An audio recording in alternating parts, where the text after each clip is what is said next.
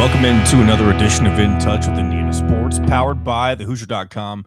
John Alden with you as always. Thanks for being with us here on a Wednesday. I know normally we release the show on Tuesday, and we've kind of been all over the place the last few weeks, and that may be the norm here for a while. I'm not too sure.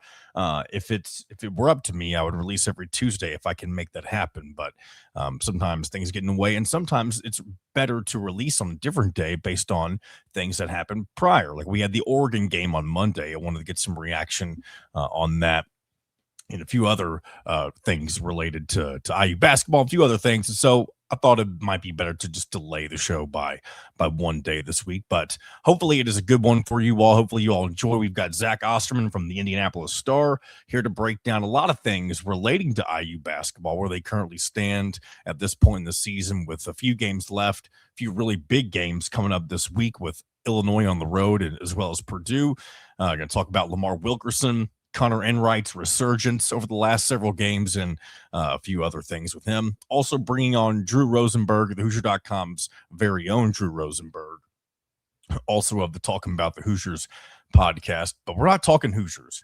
We're kind of, what we normally do with Drew Rosenberg. We kind of go all over the place. We're going to talk about the Super Bowl, talk about his Patriots, talk about the Colts, talk about really a lot of things pertaining to the NFL. Fernando Mendoza, what his future may look like at the Raiders with Clint Kubiak going to be the head coach, all that sort of thing. So plenty to talk about with the NFL. Also a little bit of NBA action. There was some big news regarding the Indiana Pacers and kind of a very strange move that they made in hopes of improving their not their standing, because right now they're clearly, this is clearly a lost season for the Pacers, but moving forward, trying to get them in a better position to get back to competing towards the top of the East and beyond that as well. So talking about all of that and more with Drew Rosenberg, plenty of really a lot of things to get into today. And then we'll finally, at the very end of today's show, I know a few people like this, going to finally update what's been going on with some of the sports that we don't give a lot of attention here on this show, and really a lot of shows, not even just IU shows, but women's basketball, baseball, softball finally in action. I know baseball hasn't quite gotten things underway, but we are firmly moving into spring sports season, so we'll be adding softball and baseball to our weekly check-ins on what's going on with those sides of things for the Hoosiers. So that about sums up what we're going to get into today. So we'll go ahead and dive in with our first segment. Zach Osterman talking IU basketball. A lot of good things going on with IU right now. I know they had a controversial finish with Wisconsin over the weekend, but hey, at this point in the season, a win's a win, right? I know that's kind of cliche, but Indiana needs wins, and they have a couple of opportunities to get some quad one wins, which are very important at this time of the year as you want to bolster and bolster your resume and solidify your chance at making the NCAA tournament. So we'll talk about all that and more right now. Here he is. He's your man. He's my man. He's Mr. Zach Osterman. Joining me now here on In Touch with Indiana Sports, it is Zach Osterman of the Indianapolis Star. Welcome back. Pleasure to have you back on, my friend. Hey, how are you doing? Doing just fine. Very busy several months for IU athletics, especially in the football side of things. But now we're squarely in the thick of basketball season and really into the nitty-gritty of basketball, for being honest. Indiana's kind of found themselves really right where they've been the last several years. It kind of feels like Groundhog Day, for being honest. They're squarely on the bubble once again, coming off, of course, a really nice win against Oregon on Monday. An Oregon team that wasn't, the best of competition, but at the same time, they took care of business coming off of the overtime game against Wisconsin. So right now, where Indiana has just a few games remaining, before you get to March, of course, where would you kind of evaluate the Hoosiers at this point in the season? Yeah, I think there are a couple, and I'm looking up at my monitor. I think there are a couple of important differences. If you talk about sort of saying it's Groundhog Day for where Indiana has been. I think that the big one is, and we talked about this so much in terms of maybe what Indiana failed to do at times, especially in November's and December's past. Indiana has really kind of set itself a much firmer sort of ground to stand on analytically because of, and this is why people you would make a big deal about beating Milwaukee by 31, or, Lindenwood by 20, or Kansas State by 17, or Bethune-Cookman by 34, or I guess that was 44. Those games don't seem like they matter a ton, and like Bethune's a great example. But Bethune-Cookman is 10-1 in their conference. It's not going to matter that Bethune-Cookman is one of the best teams in the SWAC ultimately for Indiana. They might go to the tournament, they might not. But what does matter is at the point in the year when the formula is, all the formulas are still sort of this weird blend of preseason stuff that hasn't been washed out yet, and data that's starting to come in to replace it. How many times do we talk about, under Mike Woodson, Indiana not winning these games comfortably and not winning these games in a way that strengthened their metrics. And, again, we have come to realize Indiana's not going to get credit for beating Marquette this year. Marquette's in the 110s, I think, in the net right now. There's virtually no chance that becomes a quad one win. Indiana's not going to get credit for beating Kansas State. But when Indiana was winning those games the way they did, Indiana did firm up the floor underneath its resume analytically. And so when you lose a Louisville or you lose a Kentucky, yes, that's a missed opportunity from a quadrant perspective. And those things are important. Indiana is sitting here on the bubble today because Indiana still doesn't have a ton of quad 1 and 2 wins. But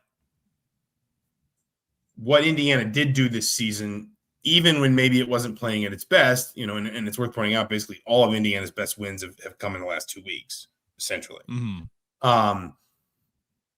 Like, even when Indiana wasn't playing its best, or even when Indiana wasn't picking up the wins that are going to matter the most on Selection Sunday, it was still building itself an analytics profile that is going to serve it well. Net ranking, KenPom ranking, Torvik, all those things that will, sort of just layer, none of them an enormous deal, but things that will just layer into the committee's thinking. Yeah. And when you face an Oregon or a Rutgers, or if we want to rewind maybe about a month, a Maryland, you can do some damage to that if you don't win those games comfortably. But Indiana beat Penn State by 41. It beat Maryland on the road by 18. It beat Washington, which actually, you can talk about analytics. Washington's not terrible. They've been in the top 50 all year. Beat Washington by 10. It beat Rutgers by 23 on the road, and it beat Oregon by 18. When Indiana is presented these games that maybe a year ago, even if they won them, they might have struggled enough with them that it still did some amount of proportional damage to their tournament resume. Indiana has handled that business comfortably. Now, to your point, where Indiana is kind of in Groundhog Day is, it's February 10th when we're talking now. I don't know how much I should be dating this podcast, but, it's February 10th, and I think Indiana has, 2 quad 1 wins? That number's got to go up. There are plenty of opportunities up ahead, though. The next 2 games. There are some, but you don't want to take, you don't want Illinois on the road to be a must win. You don't want Purdue on the road to be a must win. And that's, that's where Indiana still left itself with work to do. But the difference between this team and teams in the recent past that have been on the bubble is that, this team is not fighting against sort of the analytics. Think about Indiana last year. On February 8th, they lose at home to Michigan. They're 14-10. They're 55 in KenPom. They win 5 of their last regular season conference games. That still only gets them up to 45 in KenPom. This team is 35th. So this team is 10 spots better in KenPom today than a team that seemed like it was kind of playing its way onto the right side of the bubble at the very end of last season. As high as that team actually ever got to on Selection Sunday. That's the difference with this team. And that is why when you do look at, your quad 1-2 ranking, and to your point, when you say, hey, there are still opportunities for quad 1 wins, and there are four of Indiana's 6 remaining games would be, as things stand, quad 1 wins. It's almost like those are a little bit more valuable because Indiana, compared to some other bubble teams, already has a better metrics resume. And so you grab a couple of those. You find a way to steal one of the next two, or maybe you just win the last four and throw a couple more quad ones on your resume, one at home, one on the road. You already have a good metrics resume. Now you're just adding to that with the quality wins. And that's, I think, the difference for Indiana. Another big difference, at least when it comes to individual performers this season, is really a type of player that I feel like Indiana hasn't had in quite some time with Lamar Wilkerson. He's had multiple 40-plus point games this season. He knocks down threes better than a lot of Indiana three-point shooters that would come to mind initially, I feel like, for most people. He's averaging, I think, just over 20 points a game in general. Lamar Wilkerson, somebody, you just wrote a piece on him, actually. Somebody who Indiana's only going to have for likely this only season. I don't know what his eligibility looks like, but regardless, he's somebody who will likely make the jump to the league if he does have eligibility remaining. But having somebody like that you can rely on, he's not always the top guy, but 9 times out of 10, it seems like he's someone who's you could put down for a remarkable performance no matter who the opponent is. How much do you think he could carry this team not only to an NCAA tournament berth, but potentially a deeper run than just winning a game or two in the NCAA tournament? Yeah, I mean, I'm not sure where this team's tournament ceiling is. I think that the tournament ceiling probably relies on more than just Wilkerson, probably relies on Tucker DeVries, on Sam Alexis's sort of continued development in the offense, because you do need multiple ways to score to win games in the tournament. And one of the, I think, fair criticisms of Indiana this season has been that, it's a narrow set of paths to a win. Now, I think Indiana's gotten better lately. I think that, when you look at the way they won the Purdue game compared to the way they won the UCLA game, compared to, frankly, even the way they hung in on the USC game on a night when they didn't play well. And I think, I remember, I watched that game from home. I didn't make the LA trip, but I watched that game from home, and I suspected something that was later confirmed just because I've covered enough college basketball to kind of know what it looks like when a team is dealing with illness. And that team looked sick. And we only found out later that team was kind of dealing with, and that happens once or twice a year. Every coach knows you just have to factor in for the idea that these guys spend so much time together. Once or twice a year, you're going to get a flu bug in your team. Mm-hmm. Indiana has, I think, to its credit, improved, fairly significantly here in the last 3 or 4 weeks.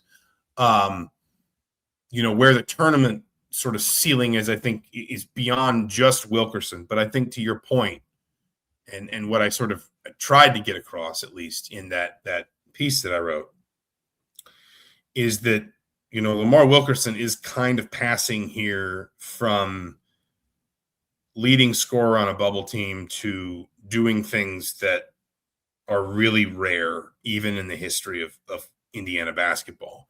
He only has the 1 year left. So this is Indiana's last year with him guaranteed, unless there's, some strangeness that I'm unaware of, which, there's more and more of it every day. But if you look at Wilkerson specifically, if you just look at Lamar Wilkerson himself, he is right now averaging career highs in points, steals per game, assists per game. He's hitting a higher rate of free throws than he ever has in his career. He's making a significantly higher number of twos than he ever has in his career. He's never shot better than 50% on twos. Right now he's at 56%, and that's on 166 attempts. It's not like he's just a pure 3-point shooter, and so his 2-point numbers are up. He's already shot a single season high in free throws. He's going to attempt and in all likelihood make single season highs in 3-pointers. If you look at his tempo free numbers, his adjusted KenPom numbers, his assist rates at a career high, his turnover rates at a career low. He hasn't rebounded the ball this well or shot the ball this well. He's never shot the ball this well, and he hasn't rebounded the ball this well since he was a freshman at Sam Houston State. And then when you juxtapose him, his performances onto the program record book, he now owns 2 of the last 4. Let me rephrase. He now owns 2 of the 4 40-point games by an Indiana Hoosier since 1990. Alan Henderson had one against Michigan State in 94. Trace Jackson Davis had that what was previously an Assembly Hall record against Marshall in 2021. He is also one of just 4 Indiana players ever to post multiple 40-plus point games in a season. George McGinnis did it once. I believe Jimmy, if I got my numbers right, Jimmy Rail, I think, did it twice, and Don Schlunt did it once. And that's to be clear, because Schlunt also had, I think, a couple sort of 40-point games alone in a season. But that's multiple 40-point games in a season. He's keeping company with McGinnis, Rail, and Schlunt. And I'm not taking anything away from those players. Basketball was a different game then. It was not uncommon for a player to kind of have that singular scoring impact on their team in a way that the game has moved away from, with the way offenses have spread out, of course, the 3-point line, the way that has changed how you move and share the ball and so forth. He would be the first Indiana player since Trace Jackson Davis in his current rate of speed, 21.2 points per game, to average 20 in a season. He would be the first guard since Eric Gordon. He is having a generational year scoring the basketball. And obviously anyone who watches him, you can see why. He scores basically every way imaginable. Just talked about his shooting percentage. His 3-point numbers are down a little bit, but he's still shooting almost 39% and better than 38% in Big Ten play. Like, he's doing fine from a 3-point shooting perspective. And that's for a player that, if you recall, kind of had a bit of a power outage in November. He had a stretch where he was something like 6 of 25, or like 9. He definitely didn't do well in the Kentucky or Louisville games. He was very quiet, kind of early in the season, like between Incarnate Word and Kentucky. I'm looking at it right now, and I'm just doing the math very, very quickly. He was, if I'm doing it right, 10 of 45 from 3. So that was kind of his one. And he's had, he was 0 of 5 against Michigan. He's 1 of 5 against Iowa.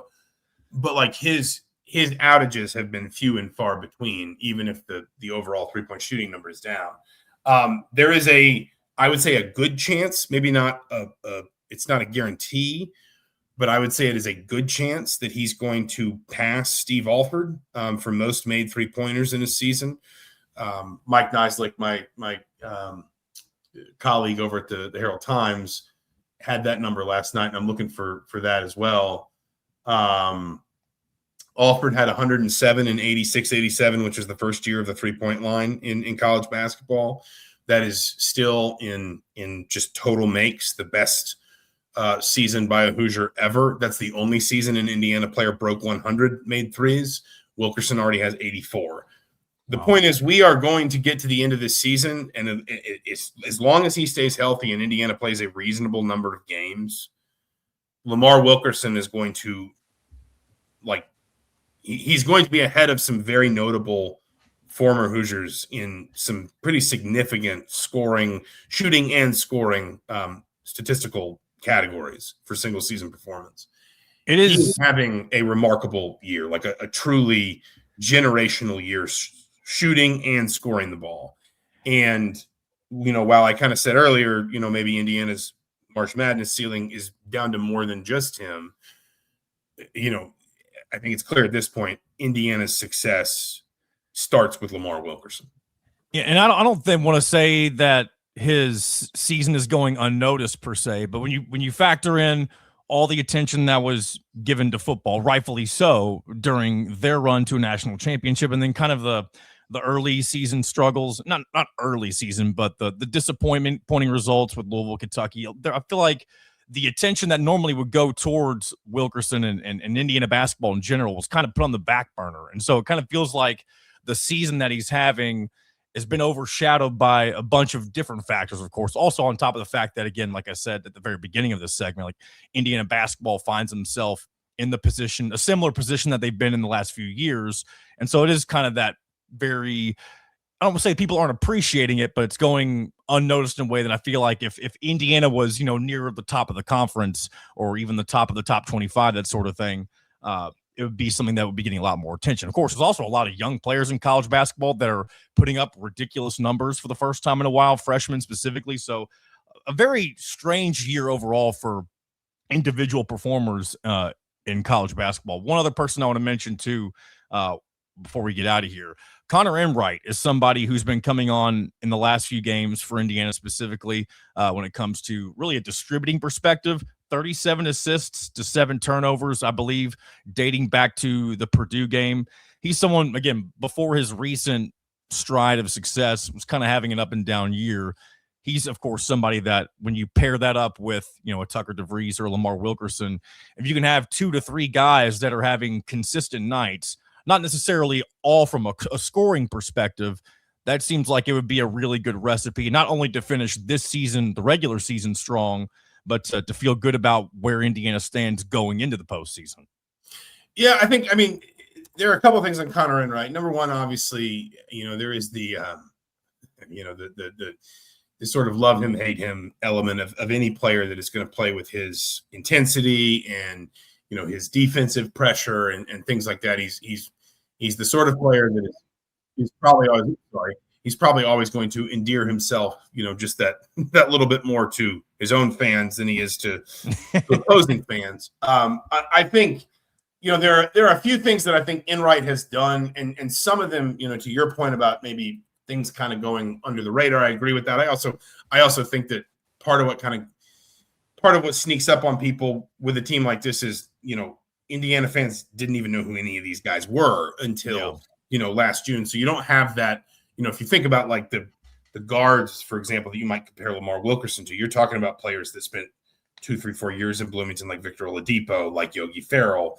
Eric Gordon's a little bit of a different case, but Bracy Wright, like players like that, at least kind of in recent memory, had long Indiana careers that maybe felt like they built to sort of a bit of a crescendo. And that's not just true of Wilkerson. Like that's true of a lot of these guys, right? Like that's true of Sam Alexis to a point. It's true of Nick Dorn. I think it's probably true of Connor Enright. And I think that, I think there are things that Connor Enright was probably doing that for a variety of reasons, some of it results, some of it, as you say, maybe football just distracting away from the team. Some of it also just the idea that Indiana fans were trying to figure out like what this team was. And so you didn't fully understand, who was filling what roles and what kind of value they were providing. But I think that there were some things that probably were going, a little bit underappreciated from Enright's perspective. He's number one is defense and his on-ball defense at a level that has freed some other players up to focus their energy elsewhere. Number two, his to your point, his distribution. I mean, he's averaging right now 4.8 assists per game.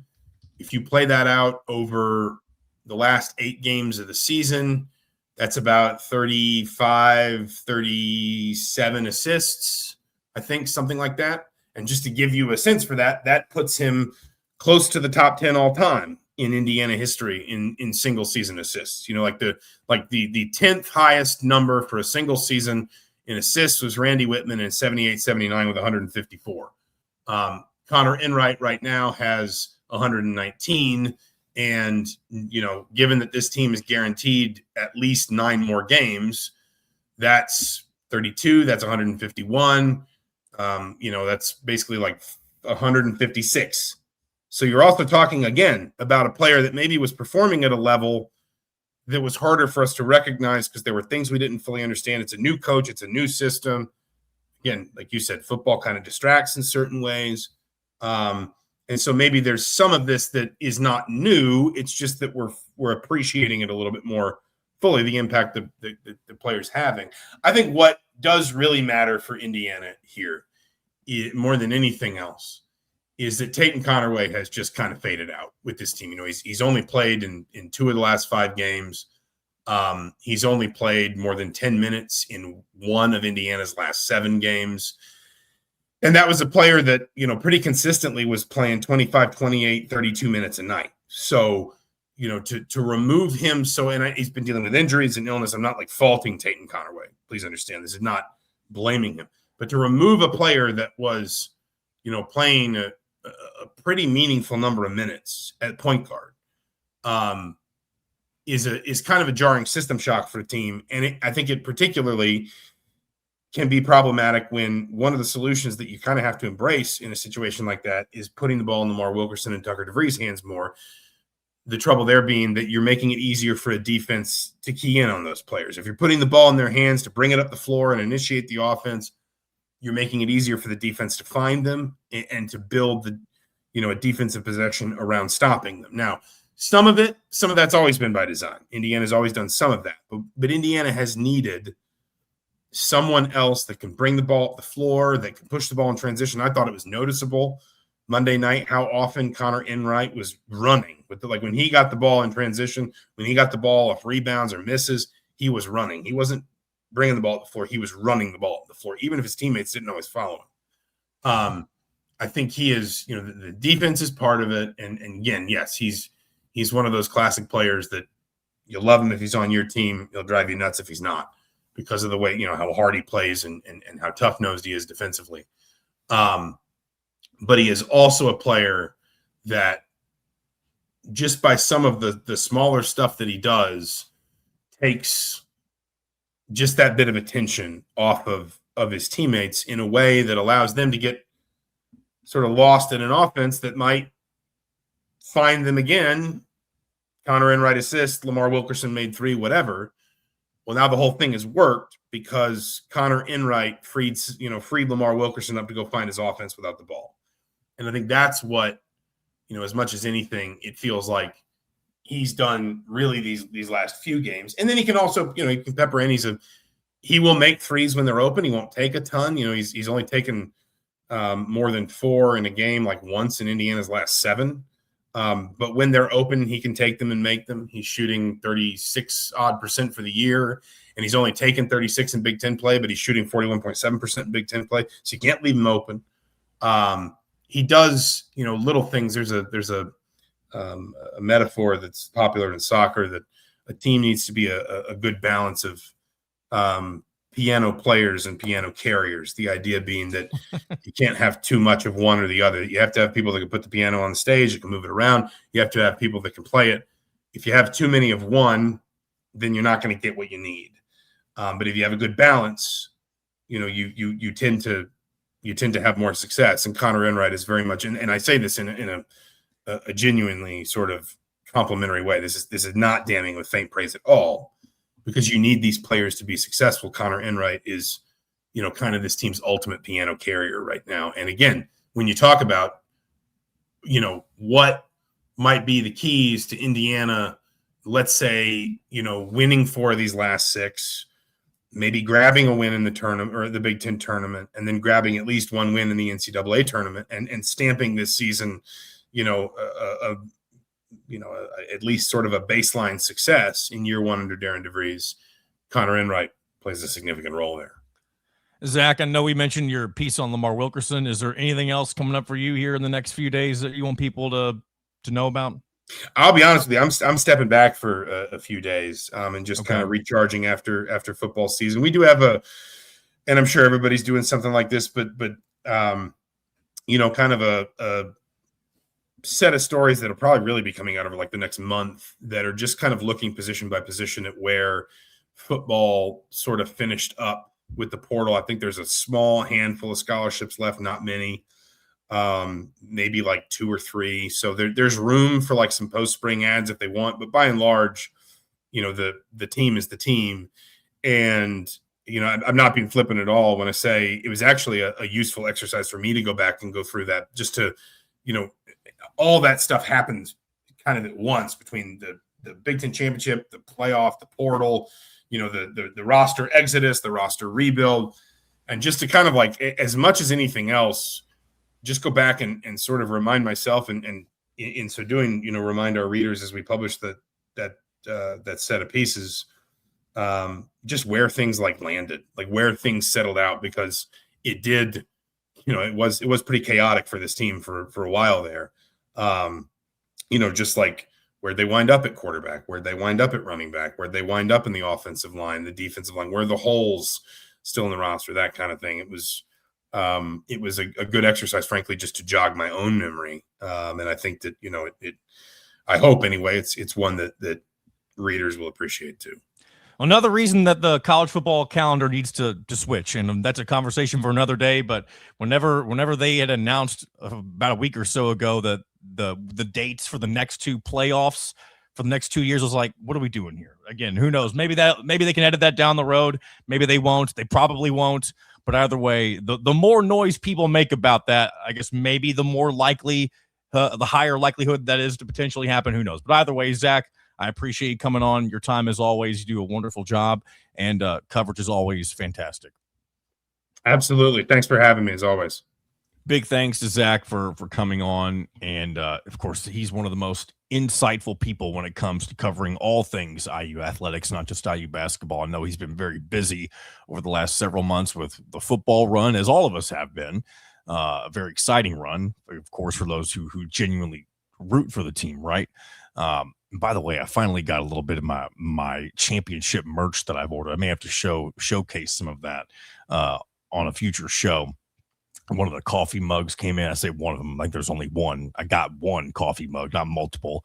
But I'm looking forward to taking my first sip out of that here very soon. But that's neither here nor there. Let's go ahead and move on to things unrelated to IU for once. I'm going to talk Super Bowl, talk NBA, NFL, all sorts of things. So let's welcome in Drew Rosenberg. Plenty of good things to talk about right now. Joining me now here on In Touch with Indiana Sports, it's our friend Drew Rosenberg from Talking About the Hoosiers, staff writer with thehoosier.com, talking all things NFL, NBA. We really kind of get into all sorts of things whenever Drew comes on the show. So welcome back, my friend. Thanks, man. It's always a joy to come here. Well, usually it's a joy to come here and talk some football, like NFL, like some pro sports, rather than just, the Indiana football, Indiana basketball, which I love talking about too. But it's cool to talk both. Yeah, and so I asked you to come on, or if you'd want to come on, a few days before the Super Bowl, so we could talk about what happens during the Super Bowl. It totally slipped my mind that you're a Patriots fan. I knew our friend Kyler was also a Patriots fan. But you were getting excited about the chance to gloat on the show, and that's unfortunately not the case for you today after what happened with the Patriots and the Seahawks. Yeah, I think you asked me Sunday morning, and I was like, "Oh, this is gonna be awesome! I'm gonna wear a jersey. I'm gonna get to talk a little bit, about how great the Patriots are and all this stuff." And yeah, then Sunday night happened, and now it's kind of been dreading. I usually don't dread coming on this show, John, but it's been shoot, I knew it was gonna be a rough one. So how confident were you then as a Patriots fan that you all were going to be able to get it done against Seattle, even though it didn't happen? I mean, I was nervous. You always go into that game nervous. Indiana fans, going into the national championship against Miami, you're the better team, but you're still back of your head, you're nervous. And it wasn't like we're going in as a better team. In my head, it was, I thought Drake May was better than Darnold. He was not in that game. And I thought Vrabel was better than Mike McDonald. He also was not in that game. And I was like, if you can make up for the other holes with those two guys, and obviously, that didn't happen. And I don't know if you saw the public betting. It was the most bet on, Seahawks Super Bowl was the most bet on team ever. So I was like, oh, the public's hammering them. That probably means the Patriots are going to win because the public usually doesn't know anything. But clearly I was wrong. But then it's also the same time. It's first Super Bowl of my lifetime, without that guy Tom Brady leading the way. So it was different because going into a Super Bowl with Tom, he's never going to have a bad game in that moment. With Drake May, didn't know, and he obviously did not have a good game. Yeah, and of course, when you're a rookie, it's very hit or miss knowing what type of performance you're going to get in a game like the Super Bowl. And I want to go back to what you were talking about with the gambling side of things. I don't follow a ton of sports betting accounts, but there was one person in particular who was the smartest bet really of the entire Super Bowl in terms of being able to bet multiple times. Dude was live betting punt. Dude, there were so many punts in this Super Bowl. The dude was it was an infinite money glitch when it comes to gambling on the Super Bowl this year. So if you're somebody who was able to cash in on that, kudos to you. I don't ever do any sort of live betting. I did get a nice payout by betting AJ Barner to be the first touchdown scorer. Can't believe it took all the way to quarter number 4 for that to happen, but nonetheless, still one of my best hits of all time in terms of payout. But yeah, people love game. This is not only is the Super Bowl the biggest sporting event of the year, it's really the biggest gambling event of the year, or sports gambling event of the year, I feel like, for everybody as well. Oh, 100%. I mean, I don't know the exact figures that were bet on it, but I'm sure it's trillions or probably, approaching that, like billions at least. I mean, it's, you look at all the, the stupid stuff you can bet on, like myself, losing money on the coin toss because, tails You never bet on the coin fails. toss. See, I can't bet on things that are pure luck like that. Clearly, tails does fail sometimes. You have the over under on the over under on the national anthem, which is always like a funny one. And I think it was Charlie Puth just went under, like, at our Super Bowl Which party. is somebody had you feel like I feel like that would be an obvious over. Is he's kind of a slow talking guy. Maybe somebody slipped him a few dollars before, the his rehearsal or whatever, and said, "Hey, I need you to get this down a couple of seconds." Oh, it And was unreal. He was so fat. I mean, the first 10 seconds, he was like hadn't started, but it started. So it was like, oh, you're thinking, oh, it's gonna be the easiest one. Nope. I mean, that's how it works. You know that. Yeah, it's crazy. That would be fun to put some skin in the game sometime, is betting on the national anthem. But again, kind of like the coin toss, you really just don't know until it happens. But either way, that's what makes it fun, right? I guess I do one thing I want to get into other than just the Super Bowl. Like one thing that I guess it's Super Bowl related. It's the offensive coordinator for the Seahawks, Clint Kubiak. We learned before the game that he had unofficially taken the Raiders job, and that wasn't allowed to be officially announced until the Super Bowl was over. And of course, as we all know, unless something completely, way, way, way out of left field, not even in the ballpark, outside of the stadium happens, then we know that Fernando Mendoza is going to be almost an Oakland Raider, a Las Vegas Raider when the NFL draft happens. What do you make of that hire for somebody like Mendoza?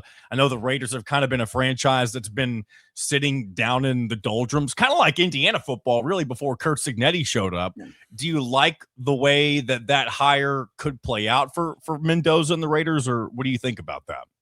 Yeah, I mean, Clint Kubiak, I personally do like the hire. It was tough for the Raiders because they clearly weren't, the premier destination for, a job in this, class. So obviously they're not going to get the Harbaugh. They're not going to, get the they were one of the last. Were they the last head coaching vacancy available out of the 10 that came about? They were one of the last ones. I think they were second to last because if I'm not mistaken, like Kubiak was between Arizona and Vegas and then chose Vegas over Arizona, which, makes sense if, you're a future head coach, you get a chance to draft Fernando Mendoza and have your quarterback as someone you can mold. And, Kubiak, he was worked under Kyle Shanahan. So that's always, I feel like when you're looking for who have they worked under, the two guys, if you're an offensive coach, it's like, had they worked for McVay, have they worked for Shanahan? He worked for Shanahan. It was great this year with Seattle. I mean, Sam Darnold, had a really good year. Obviously, had a great year last year, too, with Kevin O'Connell. He's been an offensive coordinator with the Saints the year before. I mean, he's been all over the league, spent time under Andy Reid in Kansas City, or not Andy Reid, like the college game as well. I like the hire. It's one of those things, though, you don't really know until you know. And with a coach like Clint Kubiak, who, he was very good for the Seahawks this year. But let's call it, like, the Seahawks offense was very talented as well. And, in the Super Bowl, let's call it how it is. Their offense wasn't the reason they won the Super Bowl. It was their defense and how, dominant they were against the Patriots. So it's one of those things you really won't know until, we know. But you wanted to see them get an offensive guy for Fernando Mendoza, and I do like that part of it. Yeah, and it does feel like the Raiders do have a few really good young pieces, probably one of the better tight ends in the NFL when it comes to, Brock Bowers, a good young running back in Ashton Genty. I also wouldn't be surprised if you see the Raiders draft one of Indiana's receivers in one of the later rounds just to have some familiarity. It really does kind of feel like the Raiders do have a lot of good foundational pieces for Kubiak and Mendoza to work with when they are kind of beginning to get the ball rolling next fall. Yeah, and, with Mendoza, you want to see them draft an O-line. That was a, big issue for them. They couldn't protect Geno Smith. Ashton Genty didn't have the running lanes.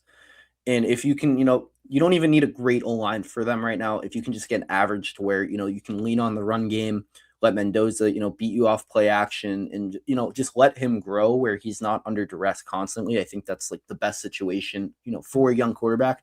He has the safety blanket in Brock Bowers, which, that's, having an elite tight end, not just a good tight end, like probably the best tight end in football. it's a huge advantage. And then having, an elite running back. And, I know people are going to look, Ashton Genty, his stats weren't that great. And then you look and you realize he had 1,000 yards after contact this year because every single time he touched the football, he got hit behind the line of scrimmage. That's awesome. I do want to go back to your Patriots in the Super Bowl specifically. What do you make of the future for them right now? Because I feel like, Mike Vrabel, this was year 2 for him, right? Yeah, or year 1. Year one, but when you look at where the Patriots were last year, it was Drake May's second season. Maybe that's what I'm thinking of. Drake May's second season, a huge jump, obviously, just one win away from being the kings of really world champions, we should say, in football. What do you make of this? Is this the beginning of something that could be, long term? Was this more of just a flash in the pan? What do you like about the Patriots moving forward into next season and beyond? Yeah, you'd be like it. It's hard to like the Patriots are way ahead of schedule this year. It was like the goal, coming into the season, the goals were pretty simple. It was you wanted to see Drake May, improve under Josh McDaniels and show, he is a guy in the NFL. He did that, second in MVP. The playoffs were bad. I'm not going to pretend they weren't. He was not. He played his worst football in the playoffs, but it's his second year. He's 23. He's going to grow and get better. And then, like, on the other side, people are going to look at the, easy schedule, and they're like, oh, they got lucky, and the schedule next year is going to be really tough. You also got to remember, Drake May is probably going to get better. He's only 23. Patriots have I think the most rookie starters in the NFL. Like, they're going to get better. Like, guys are going to improve. You're hoping Will Campbell can improve because, let's call it how it is, Sunday was rough for him. Twitter's been ruthless. You've seen the short arm T-Rex jokes, all of that. But going 14-3, making the Super Bowl, it's like, it was unbelievable season, brutal end, painful end. But it's like the future is bright. And then you look at the cap space, and you're looking ahead. Christian Gonzalez is going to probably sign a 4-year, $160 million contract this offseason. But Drake May still on his rookie contract. You can afford to sign some guys, hopefully bring in some help on the offensive line, maybe draft a receiver or draft an edge rusher. But, this should be the start of the era. You're hoping, it's not a Dan Marino situation where Dan Marino makes the Super Bowl year 2 and then never goes back. So we'll see, though. I do like where they are moving forward, obviously. Looking ahead to next season, do you think the Seahawks are the early favorite to win the Super Bowl next year, or do you think it's kind of wide open? It's kind of – we're in a weird time in the NFL right now where I feel like we've kind of exited the era of dynasties. You had the Patriots dynasty long ago. I say long ago. It's not like it was forever ago, but it does kind of feel like it's been a while since Tom Brady's and Bill Belichick's Patriots days. You had the Chiefs dynasty. Seemingly, it came to a halt last year when they got obliterated by the Eagles in the Super Bowl. They followed that up by not even making the playoffs, being one of, I don't want to say the worst team in the NFL, but definitely taking a huge step back. Is the era of super teams or dynasties, is that done? Is it kind of wide open when you look to 2027 for next year's Super Bowl? Yeah, I think Seattle should be the favorite going into it. You look at their defense, they're young, they draft well, and that's the biggest thing with Seattle is they've hit on their last 4 drafts. They just hit on, it feels like they hit on every pick. Like, just so many studs across their defense. There is some holes on that team, but they're stacked. And Sam Darnold, yes, he won the Super Bowl. He played fine. I still don't see him as, a top 10, top 12 quarterback in the league. But clearly, their defense and their weapons, they're good enough to win. I think, obviously the Rams are going to be very good next year if Stafford's back. Josh Allen and the Bills. You have the Eagles, who had a rough year offensively, but they're still so talented. The Patriots should probably be pretty good next year. The NFL it's like, coming into the year, I think the favorites right now or next year, Seattle's plus 950. Typically at this point, you have someone way shorter odds, whether it's Kansas City with Mahomes or someone else. But the NFL does feel wide open like it did this year. Yeah, Seattle was the best football team all year long. It's hard to say. They weren't when they go 14-3 in the NFC. The NFC West, the toughest division in the sport with San Fran and the Rams. And then, dominate. They played one tough game in the playoffs, a close one against the Rams. But hard to, argue they weren't the best team all year long because they were. I'd be remiss if I didn't at least mention the Indianapolis Colts before we moved on to a few other things. Of course, the Colts, their season, I made the bold claim earlier this year, Drew, and I don't know if you heard it or not, But I made the claim that I said, are the Indianapolis Colts, is there a chance that they are the best team in the NFL? This was when they had one loss, I believe, and then they were heading into a stretch that I believe began with the Kansas City Chiefs. They lost that game in overtime. It felt like that was a pivotal moment. And I know that the real story with why the Colts fell off is losing Daniel Jones. I know that's kind of the big thing. But when you take the season as a whole and you look ahead to next year for Indy specifically, do you think they can build upon what they kind of got started this year with a few, new faces and, of course, most specifically Daniel Jones? Is this a team that can get to the playoffs if they remain healthy and potentially go on a run? The AFC, I mean, I don't want to act like the AFC is a weak conference right now, but it's definitely not what it was a couple of years ago, I feel like. Yeah, I mean, let's call it how it is. The Colts have a quarterback problem. Daniel Jones is coming off of, some pretty severe injuries. Let's, be honest about it. He played pretty well for them. It was one of those things. I think, the Colts roster with Jonathan Taylor and the way they're built, the quarterback doesn't have to be, a game changer. He just has to be good enough. And I think we saw that from Daniel Jones this year. So it's, what do? Do you sign Daniel Jones off an injury to a huge deal because he was on a 1-year contract? Do you trust Anthony Richardson, which it doesn't seem like they do? And then you look at their division. The Jaguars are clearly, a good football team and probably going to get better when Travis Hunter is back on the field. The Texans had arguably the best defense in football this year. They have questions on their offense. The Titans now with a new coach, maybe they can build something with Cam Ward and Robert Saleh, but that's the question. The Colts are good enough to compete with anyone in the AFC if the quarterback's, right. And it was right for about 5 weeks. And then Daniel Jones, got hurt and it all, collapsed. And that's really the question, because now, you gave up the picks to get Sauce Gardner, and it's going to be hard for them to add young talent because of that. So, it's the mix. The Colts are in kind of limbo, because if they get the quarterback wrong, it could be really ugly. If they get the quarterback right, it could be very pretty. We'll transition now over to the association, the NBA. A little happier for you in terms of who you root for. I know you're a Celtics guy. How have I guess we'll just start there. How have things fared for the team up in Boston right now? Yeah, I mean, it's been a shock. I think coming into the year, you look, for at least me, I looked at the roster without Jason Tatum, without Drew Holiday, without Kristaps Porzingis, without Al Horford, and you're like, ooh, is Jaylen Brown good enough to carry this team? Is him and Derek White enough? Yeah, they added Simons, but Simons, already traded. Like, he was solid for them, but it was how is this team really going to come to that together? And then Jaylen Brown has been an MVP candidate. They're tied for second in the East for a reason. They've been, awesome all year round. And then you mentioned, the, news that came out yesterday that Jason Tatum was joining the G League to start practicing. And, Celtics fans will probably remember a year ago, Kristaps Porzingis coming off an injury. He joined the G League team just for practice, and 8 days later made his debut. So Jason Tatum it looks like he's approaching, his debut. And you have a Celtics team that's 34-19, added Nikola Vucevic, who, some Bulls fans probably don't love him, but is your fifth option. He's a good fifth option. So could the Celtics win the East? It's, I think they could, but you have Detroit. That's tough. The Knicks are tough. The Cavaliers added Harden. They look better. But John, I'd be remiss. We got to talk about the Pacers and that trade with Zubac. Yeah, you and I were talking a little bit before we got rolling on this segment. First of all, just in general, what has happened to the Pacers since their insane run at the end of last season?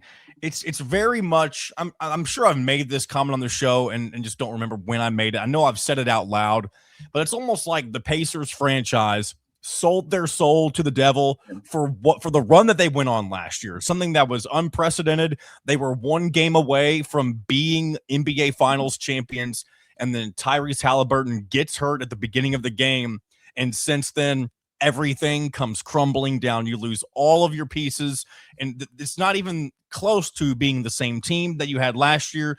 They're dead last in the East, and now they have this very strange trade, and it's kind of, you and I were saying, it's kind of a gamble on whether or not it could benefit Indiana. Yeah, I mean, before they made that trade, you looked at it and you're like, yeah, it's a lost year. You kind of knew it was going to be like that with Halliburton. They've had some other injuries, a bunch of guys have missed time. But then you look at this draft class and you see at the top, right now I think the Pacers, they have, I think, the second worst record in basketball. So you're looking, at a top 5, top 6 pick, and you're looking at this draft class at the top. If you win, the lottery, you're looking at Darren Peterson from Kansas, who would be an awesome player alongside Halbert. AJ DeBanza would also be awesome. Cam Boozer, how does he fit with Siakam? I don't really know. Like, that's a question. This draft class is so stacked. It's one of the best draft classes I can remember in the last, 15, 20 years of this sport. Like, it's up there with the 2003 class. It might be better than the 2003 class top to bottom with the depth it has. But then they make this trade. I am a huge Zubac fan. I wanted him in Boston. I thought, he's a very good rebounder, good finisher, great pick and roll player. Like, one of those guys you look at and you're like, him and Halliburton, like, they're going to take no time and they're just going to connect. Like, I think he's a better player than Miles Turner, so I think Pacers fans are going to love him. But then you look at the trade and what the Clippers and Pacers gave up. Ben Mathurin, which, Ben Mathurin, I like him a lot. I think you're willing to give him up, but it's the picks. You have the 2030 pick, which who knows how good that will be. And then you have the 2026 first-round pick from the Pacers, which it's weird. I mean, you've seen it. It's protected 1 through 4, and then it's protected 10 through 30. So if the pick is 1 through 4, 10 or 30, the Pacers keep their pick and they draft, what will likely be a very good NBA player. But if it's 5 through 9, then the Clippers end up with one of the best, a really good young player. And for the Clippers, it makes sense. They have no draft capital. They're trying to rebuild and reset. And this is a way for them to, take a risk and maybe get some young players. For the Pacers, it's a gamble. If it works, you wind up with a top 4 pick, or, you keep your pick, you're in a really good spot. You get Zubac, you add a young player. But if you lose your pick, it could get, it gets a little dicey. And my kind of question for the Pacers is, how do they, play out the rest of this year? Because there's kind of 2 options you look at it. The obvious one is keep tanking, keep doing what they're doing. And, they probably end up with, high odds for a top 4 pick, but also decent odds they don't end up in the top, in that 5 to 7 range where the Clippers get their pick. Or, with all the teams that are going to be tanking, do you try to win some games and get to that 10th spot, so then you're guaranteed, or get to 10 or 11 where you're just outside the playoffs and you have a chance to move up, but you're also guaranteed to keep your pick. So it's that kind of conundrum where, what are the Pacers going to do? Because if they lose their pick, this trade, I won't say disaster, but it's close. If they keep their pick, it's a stroke of genius. How often do trades like this happen as somebody who doesn't follow the NBA as closely? Is this a common occurrence? No, it is super rare. I can't really remember the last time I saw a trade like this. Period. Just the way it really is. It's a true gamble. If the Pacers, win the lottery and their ping pong ball or whatever, however the NBA still does it today, is picked, it's an awesome trade and they walk away looking like geniuses. But, the other side of that is they look like idiots and then you miss out on adding a, potential generational player alongside Tyrese Halliburton. It's just the continuation of the selling of their soul. Again, if the Pacers continue to go down this path of struggle and things continue to not, and of course, hopefully, I hope this doesn't affect Tyrese Halliburton anyway. Hopefully, he continues to get healthy and is able to help bring the Pacers back to being competitive whenever he's done with nursing his injury. That may not be the best way to put it. Whenever he's back to being fully ready to go. That's likely the first big key when you're looking at next season and beyond on whether or not the Pacers will be contenders in the East once again. But until then, it's just okay, you just have to sit and wait it out. And it's got to be really strange if you're like Rick Carlisle and really anybody who was a major piece on last year's team that's still around. You go from being right there to, you're tanking. You're trying to lose on purpose without making it look like you're losing on purpose. It's really one of the weirdest things that happens in sports, especially really specifically over here in the United States, tanking to get a pick. You saw people making fun of the Giants in the NFL for not being able to get that number 1 pick just because they're the Giants and they can't figure out how to tank. And, even if they had the number 1 pick, they wouldn't have gone with Fernando Mendoza, by the way. They already have Jackson Dart, and I think he's going to end up being really good for them. Nonetheless, that's besides the point. It's just very crazy where the Pacers are sitting right now, given where they were.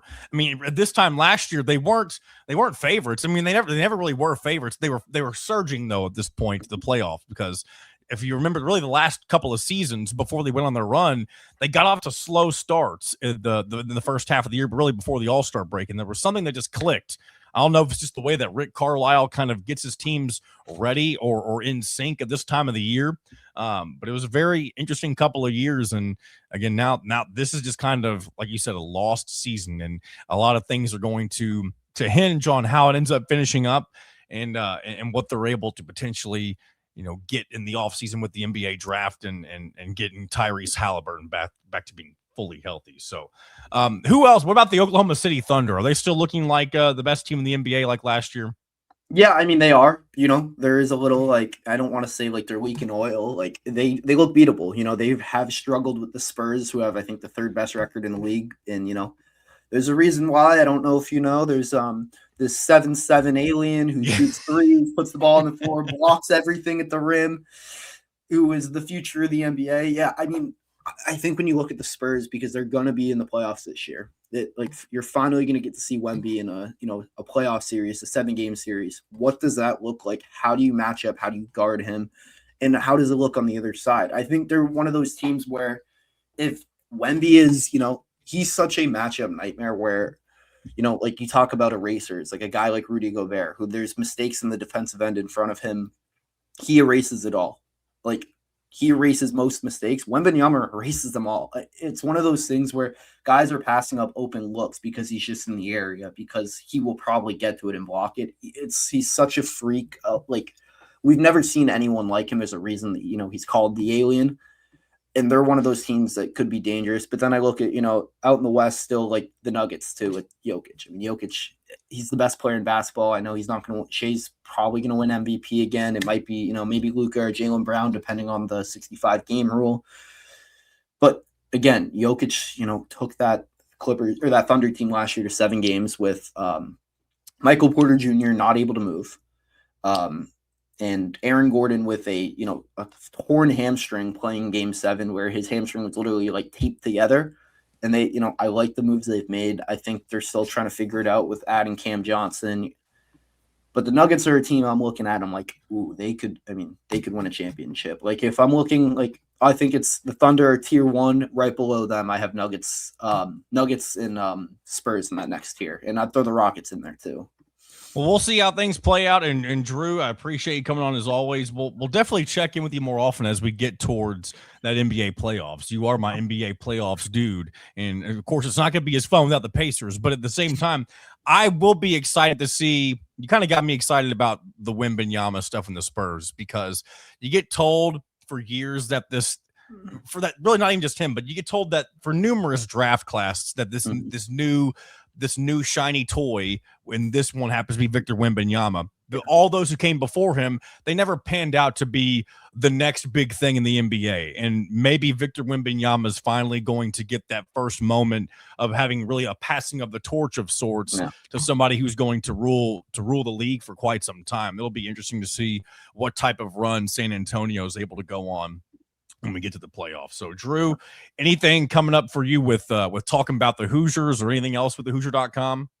I mean, nothing really too crazy. Just kind of, Indiana basketball, guys. Big, this, John, big week ahead at Illinois, at Purdue. Oh, man.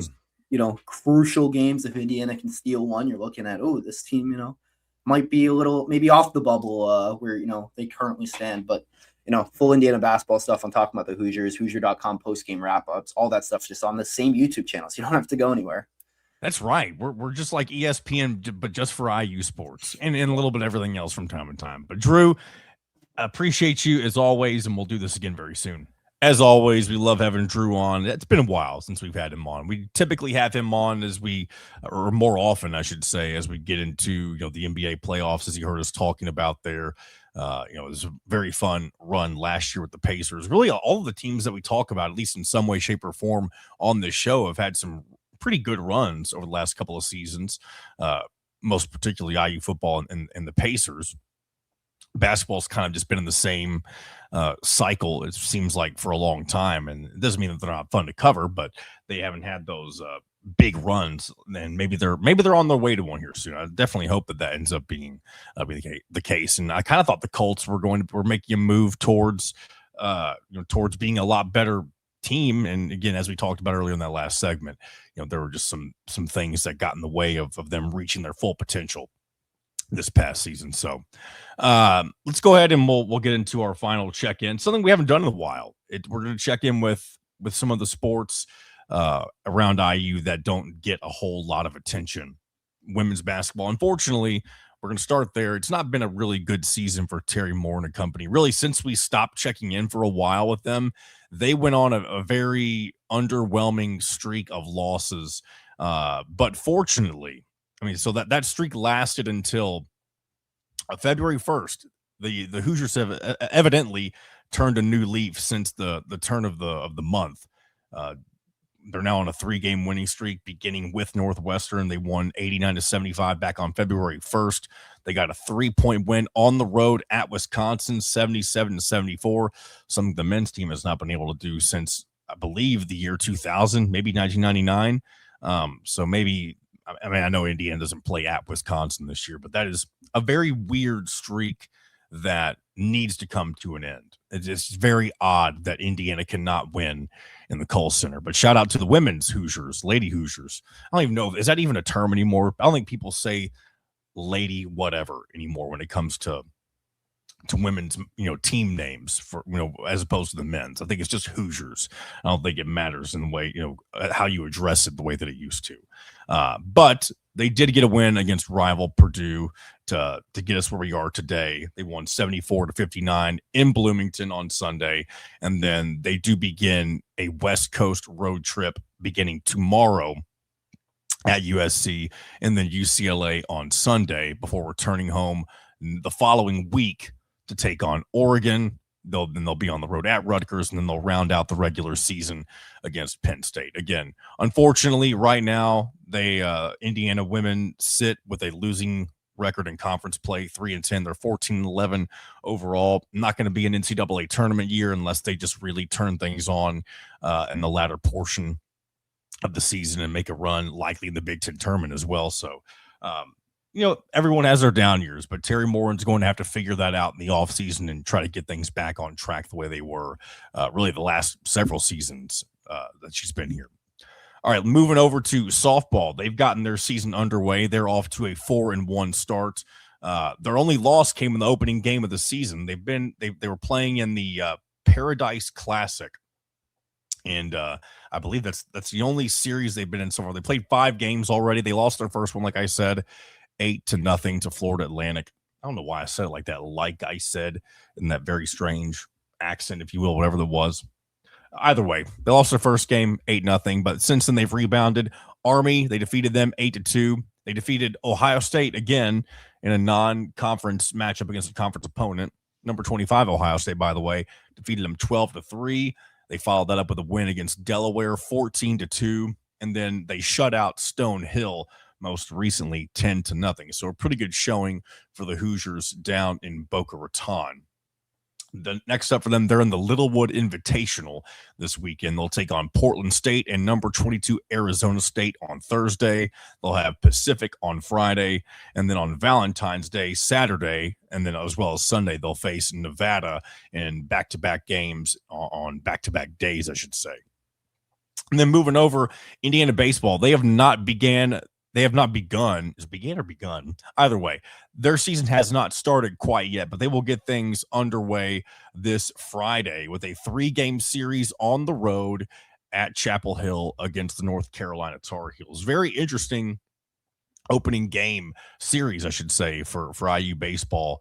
As normally I feel like they're playing in some of those, Southern Invitationals to begin the season, but instead they're on the road at an ACC power. I don't think North Carolina is always fantastic in baseball, but nonetheless, a very good early road test for the Hoosiers, 3-game series, and we'll see if they can come away at least with 2 out of 3 in that one.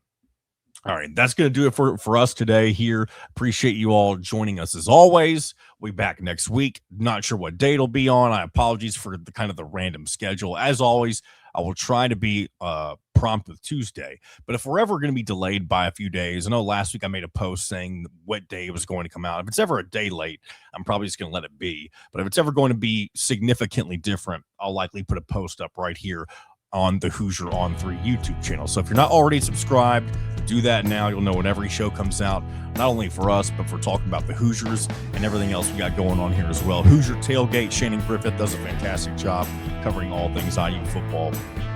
So many good things affiliated with us here at thehoosier.com. So until next week, this has been another edition of In Touch with Indiana Sports, powered by thehoosier.com.